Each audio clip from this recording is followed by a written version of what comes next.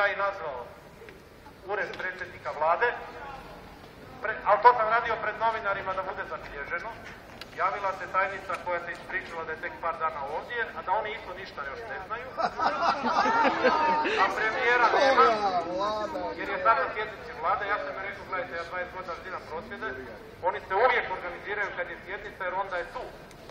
Neću mu dolaziti kad je u Ukrajini ili negdje drugdje, doći ću mu kad je sigurno ovdje i najavili smo se i bilo bi kulturno da smo dobili neki odgovor.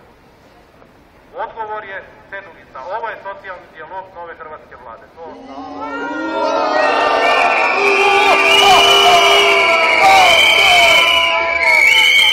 Budući da nije dostupan, ostavio sam poruku, zamolio sam gospođu da zapiše broj mobitela. Rekao sam da mi idemo tu obaviti neke razgovore, ali čekamo kad god želi, ako u nekoj pauzi možda osjeti potrebu za razgovorom, mi smo ovdje i doći ćemo.